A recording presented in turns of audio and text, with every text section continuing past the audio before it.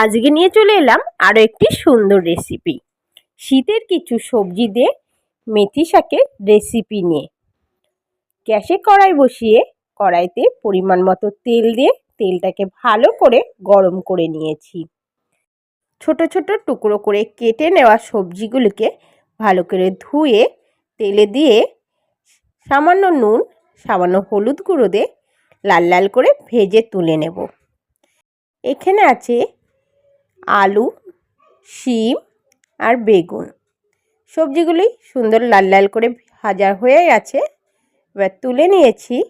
সেই কড়াইয়ে আরও সামান্য তেল দিয়ে তেলটাকে ভালো করে গরম করে নিয়ে কেটে রাখা কুচি করে মেথি শাকটাকে দিয়ে দেব।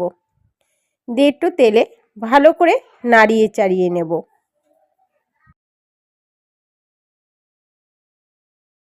দিয়ে দেব সামান্য নুন, সামান্য হলুদ গুঁড়ো আর একটু চিনি দিয়ে শাকটাকে ভালো করে নাড়িয়ে চাড়িয়ে শাকের থেকে দেখবে জল ছাড়তে শুরু করেছে। 5 মিনিটের জন্য ঢাকা দিয়ে দেব। 5 মিনিট পর শাকের জলটা অনেকটা টেনে গেছে। আঁচটা বাড়িয়ে আরও 2 মিনিট মতো টানিয়ে নেব। 2 মিনিট মতো টানিয়ে নেওয়ার পর আগেই ভেজে রাখা সবজিগুলিকে দিয়ে শাকের সাথে আরও 2 থেকে 3 মিনিট টানিয়ে নেব।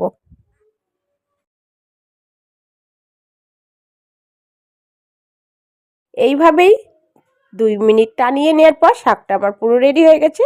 নামিয়ে নেব। খুব সহজেই শীতের সবজি দিয়ে মেথি শাকের রেসিপি তৈরি হয়ে গেল। যারা বানাতে জানো না তারা অবশ্যই এইভাবে বানিয়ে খেয়ে দেখবে, দুর্দান্ত লাগে। ভালো লাগলে অবশ্যই আমার চ্যানেলটিকে সাবস্ক্রাইব করে একটা লাইক, একটা কমেন্ট ও শেয়ার করে দিও। ধন্যবাদ।